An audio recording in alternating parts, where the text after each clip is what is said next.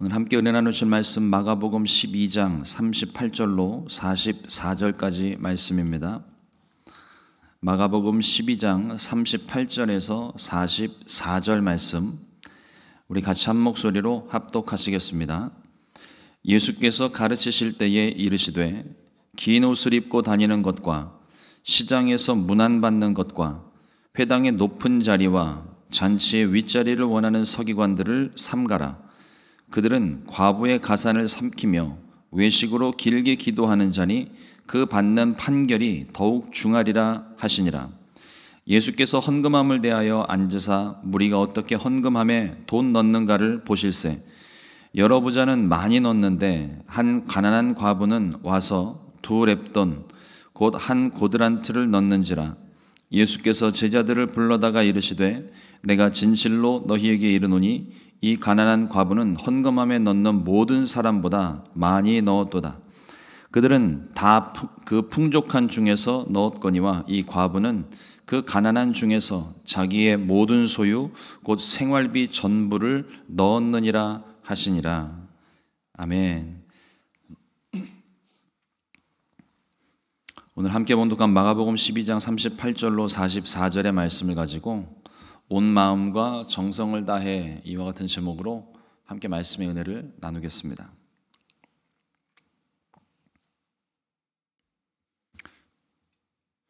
시카고 저기 북쪽 지역에 올라가게 되면은 유대인들이 모여 사는 동네가 있다고 들었어요.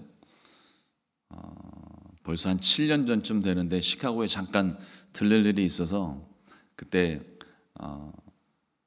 함께 했었던 그 목사님과 함께 그쪽에 가서 아침 식사를 한번 할 일이 좀 있었는데 아침 식사를 하고 있는데 보니까 저는 처음에 무슨 장례식 났는 줄 알았어요.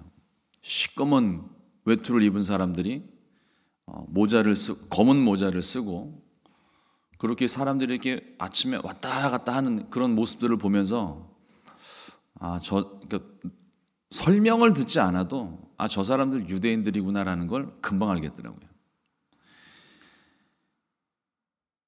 그 사람들이 또 이제 가끔씩 뉴욕에 있는 어느 목사님의 페이스북이나 또 그분이 전도하시는 포스트된 글들 또 영상들 뭐 이런 것들을 가끔씩 보게 되는데 거기도 뉴욕에 가게 되면은 또 유대인들이 집단으로 또 사는 지역이 있는데 그 지역에서 이제 복음을 자주 전도를 하시더라고요. 그러면 일반적으로 다니는 사람들의 모습도 보이지만 그 중에 유독 특이한 복장들을 하시는 분들이 있어요. 이렇게 검은색 외투에 좀 이렇게 덥수룩한 이 수염을 이렇게 길게 늘어뜨리시고 또 머리에 중절모 내지는 터번 같은 거를 쓰고 가시는 분들을 보게 되면 어김없이 유대인입니다. 정통 유대인이라고 이야기하죠. 그 사람들이 입고 있는 옷과 수염, 곧 가지고 있는 것들이 곧 그들의 신분과 지위를 이야기를 해줍니다. 우리나라도 비슷한 문화가 있었죠. 그러니까 과거 양반과 상인들로 또 천민들로 나뉘어져 있을 때에는 양반들이 입는 옷이 따로 있고 양반들이 쓰는 갓이 있고 갓의 크기도 신분에 따라서 이게 더 넓은 게 있고 좁은 게 있고 이 위에 모자 위에 부분이 긴 것도 있고 짧은 것도 있고 그러니까 겉으로 보여지는 것만 보고서도 그 사람의 신분과 지위를 알 수 있는 그런 것들이 있습니다. 당시 서기관들의 특징이 이와 같았습니다. 옷술이 긴 옷. 우리 쉽게 얘기하면 우리 사극 같은 거 보시게 되면 양반들이 이 소매 이쪽에 이렇게 길게 늘어진 주머니 같은 이 부분이 있잖아요. 거기서 이렇게 엽전들 꺼내주고 하는 그 부분이 옷술이 긴 옷을 입고 있고 또 원피스 치마처럼 긴 옷을 입고 있었고 옷술 끝에는 율법을 새긴 경문을 달고 다녔다고 합니다. 그러니까 이와 같은 복장과 율법이 새겨진 경문이 달려있는 것을 보면 저 사람은 서기관이구나 누가 봐도 알 수 있는 겁니다. 그러니까 스스로 나는 율법을 지닌 사람이다 라는 것을 보여주는 그들만의 패션이었던 것 같아요. 아무리 멀리서 봐도, 그리고 누가 봐도 율법사 혹은 서기관들이었습니다. 근데 이 사람들이 평소에 할 일이 없어도 오늘 말씀해 보면 시장을 다니면서 문안을 받는 것을 즐겨했다고 되어 있습니다. 다른 분들은 어떤지 모르겠는데 저 같은 경우는 그래요. 이건 순전히 저의 개인적인 성향입니다만,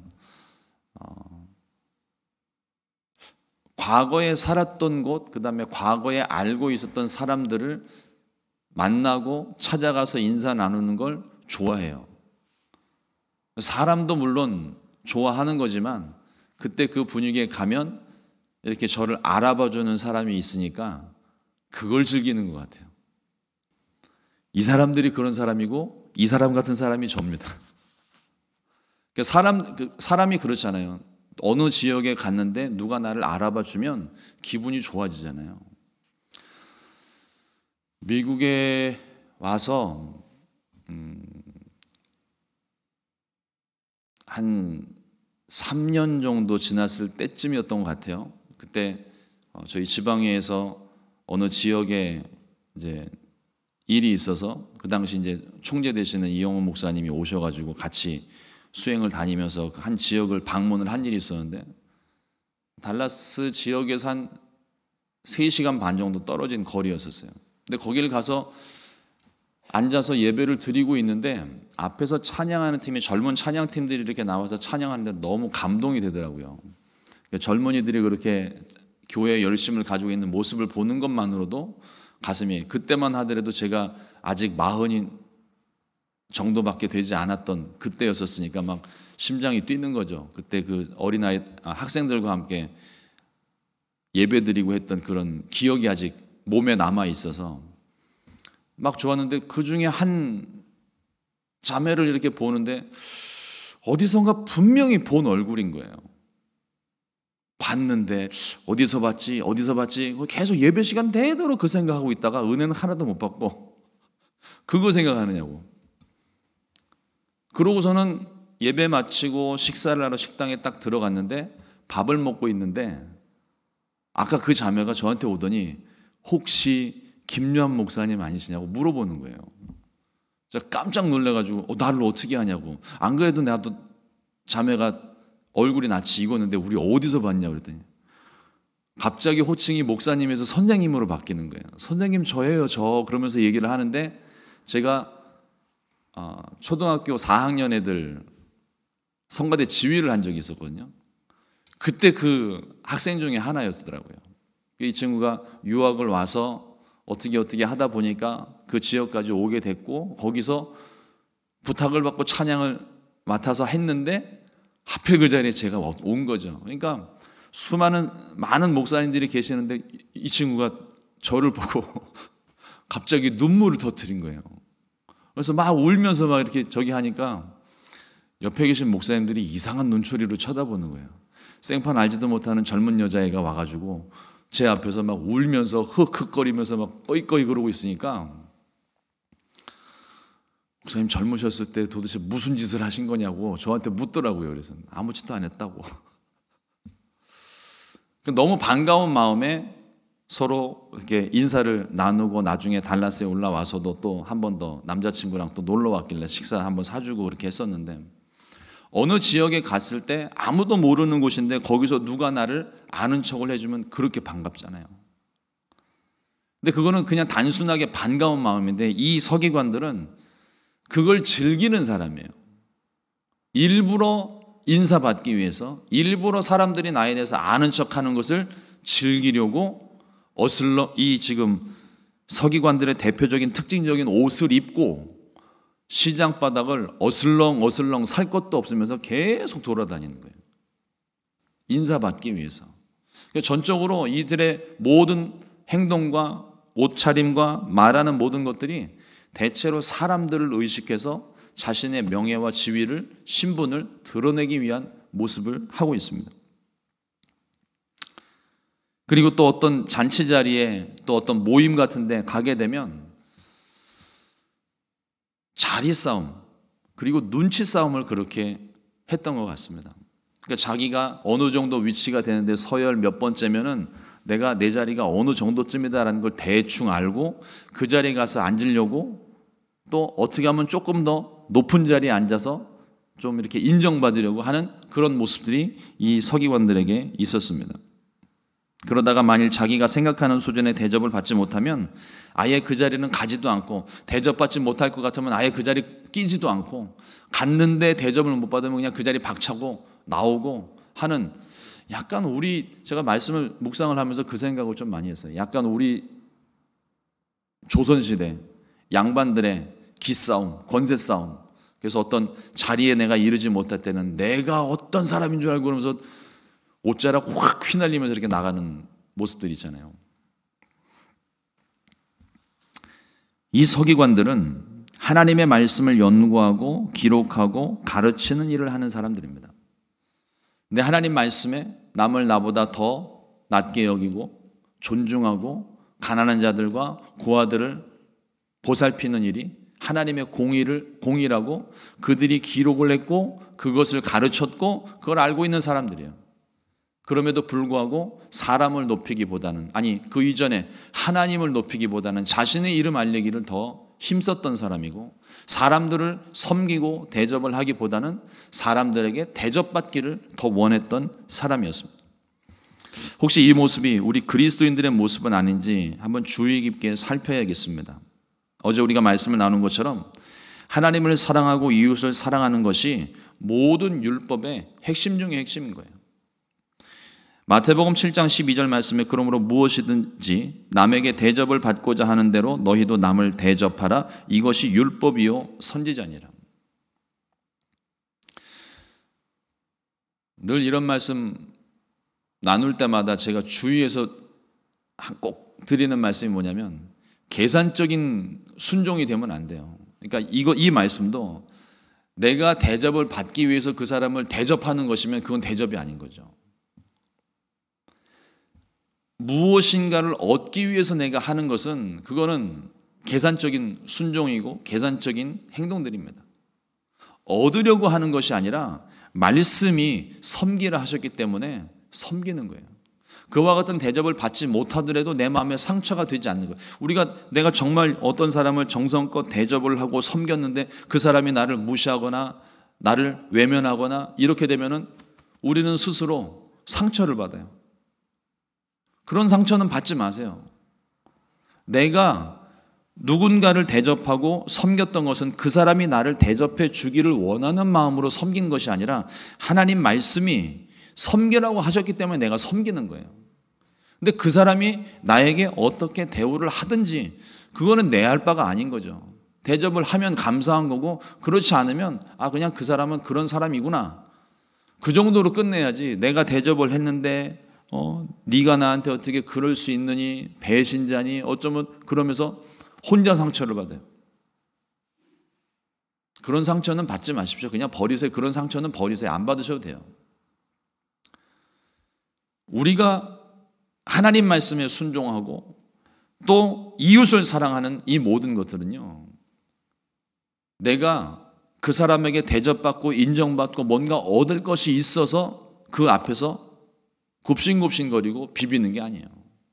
하나님 말씀이 하나님을 사랑하고 이웃을 사랑하고 가난한 자들을 돌보고 구제하라고 섬기라고 말씀을 하셨기 때문에 우리가 그 일을 하는 거예요. 그걸 잊지 마십시오.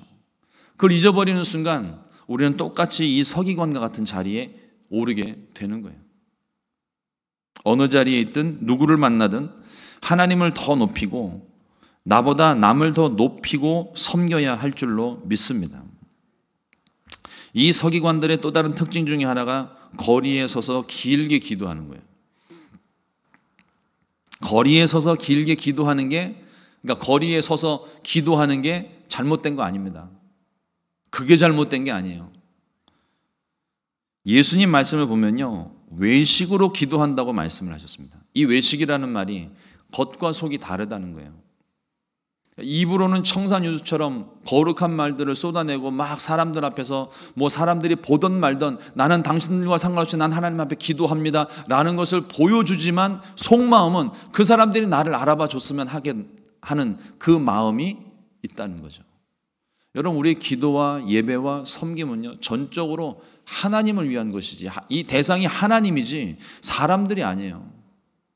사람들의 귀에 듣기에 좋은 말, 거룩한 말, 그런 말을 하는 것이 그게 기도가 아니라, 그 사람들이 때로는 못 알아들을 수도 있고, 그 사람들이 듣다가 기분이 나쁠 수도 있고, 그 사람이 기분 좋을 수도 있고, 그거는 우리랑 상관없는 일이에요. 내가 기도하는 대상은 하나님인 겁니다. 그러니 여러분, 옆에서 같이 기도할 때 옆에 계신 분들이 뭐라고 기도하는지 귀 기울여 듣지 마세요. 예전에 이민 처음 왔는데 어느 목사님의 간증을 듣고 제가 간증이라고 그랬는지 푸념이라고 그랬는지 모르겠는데, 이 목사님이 새벽에 나와서 이렇게 기도를 하는데 꼭 자기 뒤에 와가지고 기도하시는 장로님 한 분이 계셨대요. 그래서 그분이 그러니까 열심히 있으신가 보다 처음엔 생각을 했는데, 시간이 가면 갈수록 자기가 이 목사님이 기도를 하고 나면 그 기도의 내용이 교회에 소문이 나는 거예요. 이분이 그 뒤에 앉아가지고 그걸 다 듣고 있다가 온 동네 다니면서 그 얘기를 하시는 거예요. 우리 목사님이 아침에 이런 기도했다고. 그게 그 기도의 내용을 통해서 우리 목사님을 더 높여드리고 목사님 존중하고 그런 내용이면은 뭐가 문제가 되겠습니까? 그 목사님이 생활하면서 뭐가 부족하고 필요했을 때 하나님께 간구하는 물질에 대한 기도라든지 질병에 대한 거라든지 가족에 대한 거라든지 이런 걸 기도를 하게 되면 목사님이 돈을 밝히네, 가족들밖에 모르네 이러면서 얘기를 하고 다니니까 문제가 되는 거죠. 그러나 그런 이야기들 그러니까 그 뒤에 와서 앉아 있는 그 장로님도 참 제가 그 얘기를 들으면서 딱한 게, 그 시간에 앉아서 하나님께 기도를 하지 남의 기도는 왜 엿듣고 그 얘기를 하고 다니냐고요.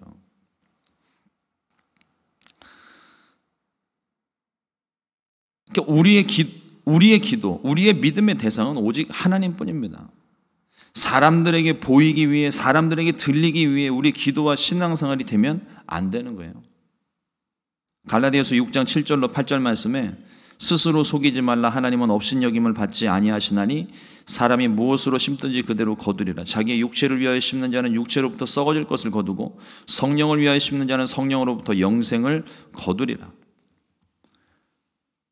우리의 섬김이, 우리의 예배가, 우리의 기도가 사람들에게 보이기 위한, 우리 자신의 이름을 알리고 높이고 칭찬 듣기 위한 것이 되면 안 되겠습니다.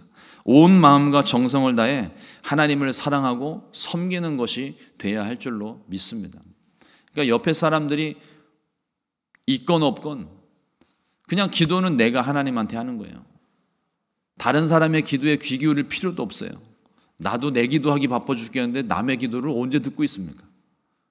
하나님께만 집중하고 하나님께만 예배하고 기도하는 저와 여러분도 되기를 주님의 이름으로 축복합니다. 예수님께서 또 다른 외식에 대해서 하나를 말씀하시는데 헌금에 대한 부분입니다. 당시 성전에는 수많은 연못괴, 오늘날로 치면 헌금함인데, 이렇게 예루살렘 성전에 가보게 되면 여인의 뜰도 있고 남자의 뜰도 있고 이방인의 뜰도 이렇게 구역을 구별해 놓은 장소들이 있어요. 그 장소들에 이렇게 길게 수많은 사람들이 오니까 길게 헌금함을, 연보궤를 이렇게 설치를 해놓고 누구든지 자유롭게 우리 교회 성전에 들어올 때도 자유롭게 헌금하실 수 있도록 해놓은 것처럼 연보궤를 만들어놔서 여기저기 보일 때마다 연보할 수 있도록, 헌금할 수 있도록 그렇게 만들어 놓았습니다. 그런데 부자들이 헌금을 하면서 사람들이 보는 데서 헌금을 했습니다. 그러니까 이 말이 뭐냐면 사람들이 없을 때는 헌금 안 하는 거예요. 가지고 있다가 사람들이 지나갈 때 지폐 10장 꺼내면서, 지폐를 10장이나 가지고 있는지 모르겠지만 10장 꺼내면서 이용차 그러고 넣는 거예요. 생색은 있는 대로 다 내고 내가 가장 많이 드린다는 것을 마치 경쟁하듯이 헌금을 한 겁니다. 오늘 말씀에도 보면 41절에 보면 여러 부자는 많이 넣었는데 이렇게 되어 있어요. 그러니까 수많은 부자들이 자신의 부를 자랑하기 위해서 앞다투어 경쟁하듯이 누가 더 많이 내나 지금 시합을 하고 있는 거예요. 헌금을 하면서 자기의 부를 가지고 서로 경쟁을 하고 있다는 거죠. 그런데 그 중에 한 가난한 과부가 2렙돈을 드리는 것을 보시면서 제자들에게 말씀하십니다. 오늘 43절 44절 말씀에 예수께서 제자들을 불러다가 이르시되 내가 진실로 너희에게 이르노니 이 가난한 과부는 헌금함에 넣는 모든 사람보다 많이 넣었도다. 그들은 다 그 풍족한 중에 넣었거니와 이 과부는 그 가난한 중에서 자기의 모든 소유 곧 생활비 전부를 넣었느니라 하시니라. 부자가 많은 것 중에 일부를 드리는 것과 가난한 자가 없는 중에 드리는 것은 금액적으로도 큰 차이가 있겠지만 질량과 가치 부분에서 엄청난 차이가 있는 거예요. 부자들이 드리는 것은 있어도 그만 없어도 그만인 것을 드리기 쉬워요. 그러나 이 과부는 없는 중에 찢어지게 가난한 중에 하나님께 예수님 말씀에 보면 생활비 전부를 드렸다고 되어 있어요. 이 과부가 드린 2렙돈은요, 우리 마가복음에 지금 한 고드란트로 표현이 되어져 있는데 뭐 복잡하게 계산 이것저것 이것만 또 계산하는 학자들이 있어요. 그래서 계산해 놓은 걸 대충 계산을 해보면 과부의 2렙돈이면요 한화로 치자면 약 한 800원 정도, 우리 미국 달러로 얘기하면 1달러도 되지 않는 돈입니다. 금액의 액수보다 우리가 더 주의해야 될 것이 있어요. 이 과부가 드린 금액은 자기 소유의 생활비 전부라고 말씀하셨습니다. 전부를 드렸어요. 하나님을 사랑하는 마음에 자신의 모든 것을 드리는 그 마음을 칭찬하신 겁니다. 주님께서는 금액의 액수를 가지고 칭찬하시는 게 아니에요. 부자가 드리는 적은 돈일지라도 이 과부가 드린 전 재산보다 양이 많아요. 액수가 커요. 누가 봐도 절대적인 가치로 봤을 때 부자가 드린 게 훨씬 더 크고, 뭐 교회 여러 가지 구제 활동과 뭐 이걸 하는데도 수많은 사람들에게 영향을 미칠 수 있는 엄청난 금액이었겠죠. 그러나 주님께서 보실 때에는 그거보다는 이 과부가 드린 전 재산, 마음을 다하여 정성을 다하여 드린 이 예물을 주님이 기뻐하셨다는 겁니다. 이 말씀에 대한 오해가 없기를 바랍니다. 과부가 자신의 생활비 전부를 털어서 하나님께 드렸으니까 나도 그렇게 해야 되는 건 아닌가? 이 부담감을 가지고 교회를 떠나는 일 없기를 바랍니다. 그런 의도로 말씀을 드리는 게 아니에요. 마음과 정성, 이거는요, 전 재산을 생활비 전부를 드렸다고 하는 것은 전에 한번 말씀을 드린 적이 있는데 마음에 감동이 있을 때만 하세요. 교회에서 그걸 강요하는 것도 아니고 누가 옆에서 찔러서 하는 것도 아닙니다. 내가 하고 싶을 때 정말 그와 같은 마음이, 이거 안 하면 안 될 것 같은 간절한 마음이 일어날 때 그때 하시는 거예요. 교회에서 전 재산 바쳐라 이야기하면 그 교회는 떠나세요.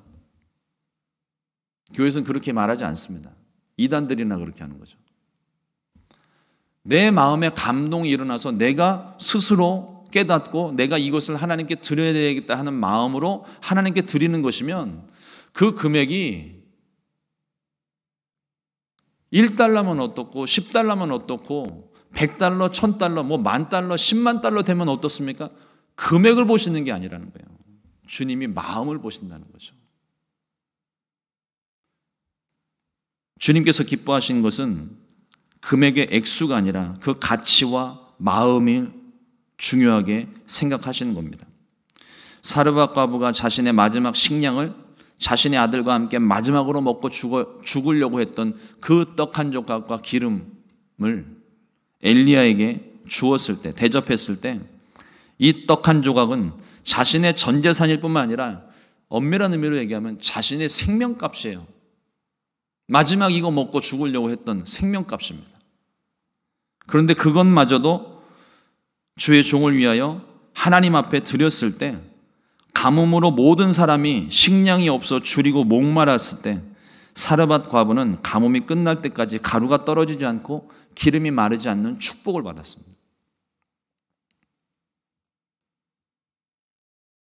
거듭 말씀드리지만 이와 같은 결과를 기대하고 하나님 앞에 드리면 그건 계산적인 순종이 되는 거고, 이런 기적은 다시 일어나지 않습니다. 이 사르밧 과부도 상식적으로 생각해 보세요. 아들이 더 중요하겠습니까? 엘리야가 더 중요하겠습니까?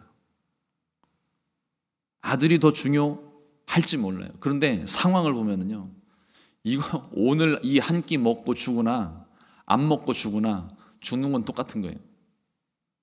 이미 죽기를 각오한 사람입니다. 그러니 아유, 내가 먹고 죽느니 이 사람 먹고 살리는 게 낫겠다 싶지 않았을까요? 그래서 자신이 먹을 걸 포기하고 대접을 했다는 거예요. 거기서 뭐가 나올지는 이 과부는 생각도 하지 않았고 꿈에도 몰랐던 겁니다. 그러나 마음을 다하여서 엘리야를, 이 사람을 대접을 했을 때 하나님께서 그 과부에게 놀라운 축복을 안겨주셨다는 거죠. 계산을 하고 받을 걸 계산하고서 순종하는 것이 아니라 그냥 말씀에 있는 대로, 내가 할 수 있는 대로 그렇게 내가 행하고 구제하고 섬길 때 하나님이 거기에 축복하시는 거예요. 그 마음을 기뻐 받으시고 축복하시는 겁니다. 없는 중에도 있는 중에도 하나님 말씀에 순종하고 하나님을 사랑함과 이웃을 사랑하고 섬기는 일에 순종할 때 하나님께서 그 마음과 섬김을 기뻐 받으시는 겁니다. 오늘 하루 사람들이 알아보든 못 알아보든 남들 의식하지 말고 하나님을 사랑하고 섬기는, 또 그렇게 가치 있고 섬기는 삶이 되어질 수 있기를 우리 주님의 이름으로 축원합니다. 기도하겠습니다. 하나님 감사합니다. 오늘도 주의 말씀 허락해 주시고 특별히 하나님 우리의 마음에 대하여서 오늘 귀한 말씀을 허락해 주신 것 감사합니다. 혹시라도 우리가 다른 사람들의 눈을 의식하고 사람들의 시선을 의식하여 마음에도 없는 말, 마음에도 없는 섬김과 그와 같은 예배를 드리는 것은 아닌지 우리 자신을 돌아봅니다. 주님 깨닫게 해주시고 혹시라도 우리 마음 가운데 그러한 마음과 생각이 있다면 과감하게 그 모든 것들을 끊어내고 우리의 믿음의 대상, 기도의 대상 되신 주님께 집중할 수 있도록 도와주시옵소서. 온 마음과 정성을 다해 우리 주님께만 집중하기를 원합니다. 또 하나님, 물질을 드리는 것도 이웃을 사랑하고 섬기는 것도 마음을 다하여 정성을 다하여 어떤 돌아오는 대가를 기대하지 말고 섬기라고 말씀을 하셨는데 하나님 우리의 삶이 그렇게 되기를 원합니다. 다른 사람들로 인하여서 그 말과 돌아오는 행동들로 인하여서 우리의 마음에 시험 들거나 상처받지 않게 하시고 그저 내가 하나님 말씀에 순종하여 사랑했고 구제했고 나누어 주었음에 그것으로 만족하는 삶이 될 수 있게 은혜 베풀어 주시옵소서. 오늘 우리에게 주시는 말씀이 무엇인지, 오늘 내게 무엇을 행하라 말씀하시는지 귀 기울여 듣게 하여 주시고 그 말씀에만 순종하는, 온 마음과 정성을 다해 순종하는 오늘 하루가 되게 하여 주시옵소서. 하나님 오늘 이 아침에도 주님 앞에 기도의 제목들과 또 아픈 곳을 놓고 기도할 때 하나님께서 우리의 마음과 정성을 받으시고 주님께서 우리의 기도에 응답해 주시기를 원합니다. 주님의 뜻 안에서 응답되게 하시고 치료받게 하시고 그리하여서 더욱더 주님을 위해 주님을 사랑하고 또 이웃을 사랑한 일에 기쁨으로 쓰임받게 역사하여 주시옵소서. 귀하신 예수님의 이름으로 기도드렸습니다. 아멘. 주님 가시